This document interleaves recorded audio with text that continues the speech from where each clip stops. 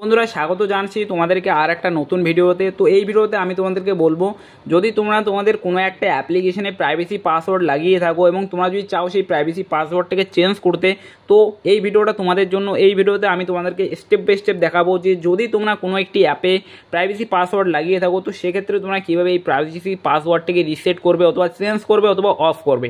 তো এই ভিডিওটা একটু স্কিপ করবে না, ভিডিওটা শুরু থেকে শেষ পর্যন্ত দেখে নিও। এবং এই ভিডিওটা যদি তোমরা শুরু থেকে শেষ পর্যন্ত দেখে নাও, আমি কিন্তু প্রত্যেকটা স্টেপ তোমাদেরকে এখানে লাইভ সঙ্গে সঙ্গে দেখিয়ে দেবো। তো ভিডিওটাকে একটু স্কিপ করবে না, ভিডিওটা শুরু থেকে শেষ পর্যন্ত দেখে নাও। তো সর্বপ্রথম আমি তোমাদেরকে যা দেখাবো, তোমরা দেখতে পাচ্ছ আমার এই ফোনের স্ক্রিনটি রয়েছে।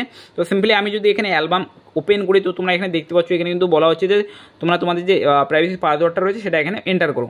তো এন্টার করার জন্য তোমাদের কী করতে লাগবে, এই প্রাইভেসি পাসওয়ার্ডটা তোমরা তো জানোই না যে এখানে কী হবে। তো আমি সিম্পলি যদি এখানে রং দিয়ে দিই তো সেক্ষেত্রে এখানে দেখতে পাচ্ছ রং আসছে। তো সেক্ষেত্রে তোমাদের কী করতে লাগবে, এই যে ফরগেট পাসওয়ার্ডের যে অপশানটা তোমরা দেখতে পাচ্ছ এখানে, তো এই ফরগেট পাসওয়ার্ডের যে অপশানটা রয়েছে এটাতে তোমাদেরকে ক্লিক করতে লাগবে। সর্বপ্রথম ক্লিক করার সঙ্গে সঙ্গেই তোমরা কিন্তু এখানে দুটো কোশ্চেন দেখতে পাবে, দেখতে পাচ্ছ দুটো কোশ্চেন।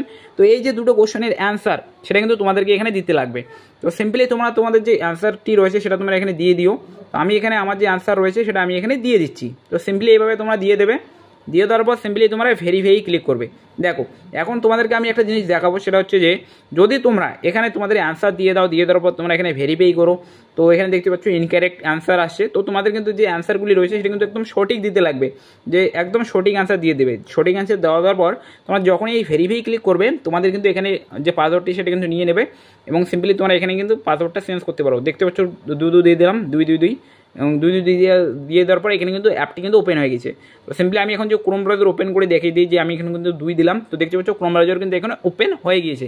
তো এখন কথা হচ্ছে যেটা, যে যদি তোমরা সেখানে ফরগেট পাসওয়ার্ড করতে যাও সেখানে তোমাদের কিন্তু অ্যান্সার চাওয়া হয়, কিন্তু বাট যদি তোমাদের কাছে সেই অ্যান্সারটি না থাকে বা তোমরা যদি জানো যে অ্যান্সারটি একদমই সঠিক তবুও হচ্ছে না, তো সেক্ষেত্রে তোমরা কী করতে পারো, এই প্রাইভেসি পাসওয়ার্ডটা তোমরা রিমুভ করতে চাচ্ছ, যে অ্যাপ্লিকেশনটা তোমরা ইউজ করতে পারছো না, তোমাদের দরকার যে এই পাসওয়ার্ডটাকে তোমরা রিমুভ করবে।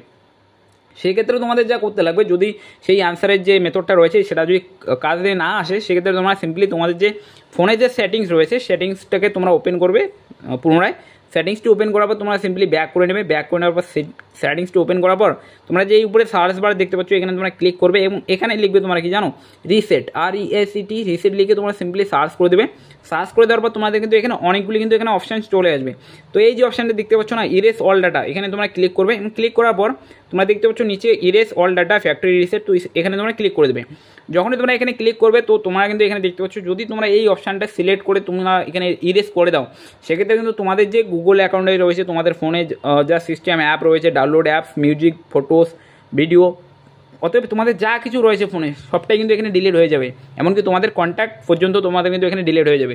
তো যদি তোমরা এটা করতে চাও তো সেক্ষেত্রে তোমাদের যে ডাটাগুলি রয়েছে, তোমাদের ফোনে যে সমস্ত ইম্পর্টেন্ট ডাটা রয়েছে যেমন ফটো, ভিডিও, কন্ট্যাক্ট, এগুলো কিন্তু তোমরা তোমাদের একটা আদার্স ডিভাইসে কিন্তু স্যান্ড করে রাখতে পারো। এবং স্যান্ড করে রাখার পর তোমরা এই যে ইরেজ অল ডাটা রয়েছে এটাকে তোমরা করে নিও।